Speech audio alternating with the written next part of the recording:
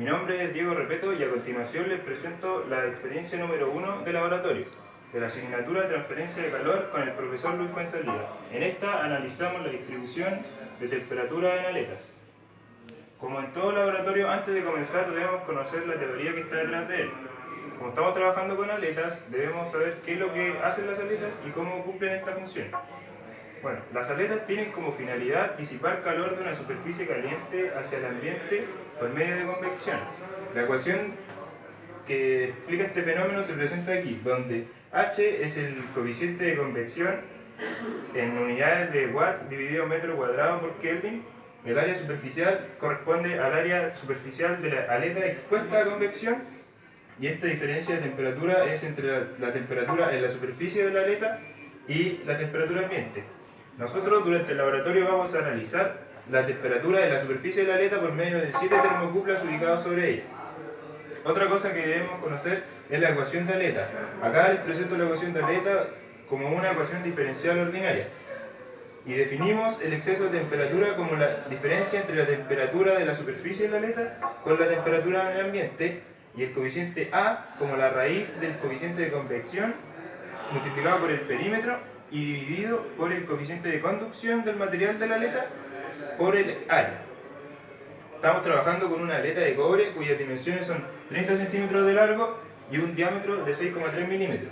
Bueno, el esquema de instalación del laboratorio se los presento a continuación. En primer lugar tenemos el transformador. Luego tenemos la fuente regulable que va a entregar la energía al sistema. Esta energía varía entre 15 a 20 watts.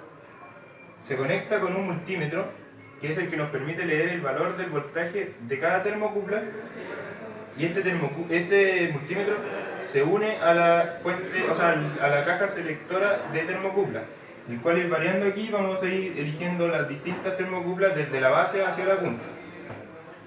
Además, vamos a analizar dos casos distintos para la aleta. En primer lugar, vamos a analizar la aleta expuesta a convección natural, y en segundo lugar vamos a analizar la aleta expuesta a convección forzada, donde un agente externo aumenta la velocidad del fluido alrededor de la aleta. En nuestro caso, estamos trabajando con el fluido como aire. Para ese caso vamos a analizar con un ventilador que va a entregar el aire en dirección transversal a la aleta, y la velocidad del aire la vamos a medir con un anemómetro. La medición es simple. En primer lugar se va a ir variando las distintas termocuplas para obtener un valor de voltaje, y esta medición se realiza 10 veces por cada termocupla.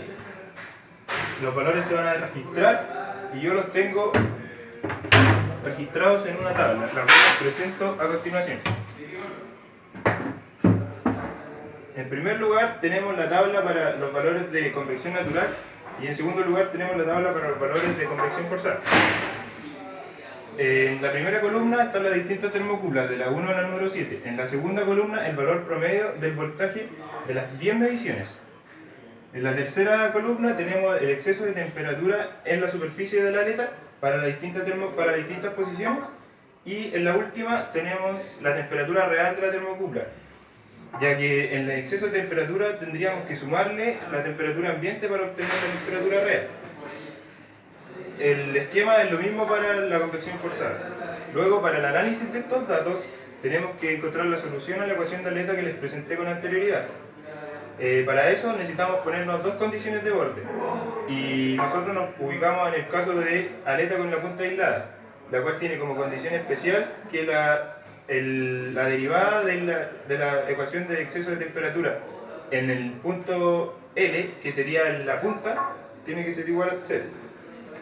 Y la otra condición de borde es que la temperatura en la base va a ser definida como θ, ya que este valor nosotros lo conocemos experimentalmente para ambos tipos de convección. Otro valor que nosotros conocemos es el valor de la temperatura en la punta, y reemplazando ambos valores vamos a obtener por despeje el valor del coeficiente de convección para cada una de las situaciones. Para convección natural obtenemos 24,35 y para convección forzada 86,8. Luego, graficando los valores de la temperatura respecto a la posición, vamos a obtener un gráfico cualitativo como este, en el que se evidencia el comportamiento exponencial de la temperatura de manera negativa. siendo la temperatura mayor en la base y inferior en la punta. Además podemos observar que para la misma termocupla el valor de la temperatura en convección natural va a ser mayor que el valor de la temperatura para convección forzada. Gracias a esto llegamos a las conclusiones finales, donde posterior a la experiencia comprobamos la funcionalidad de la aleta, ya que la temperatura fue disminuyendo en su largo.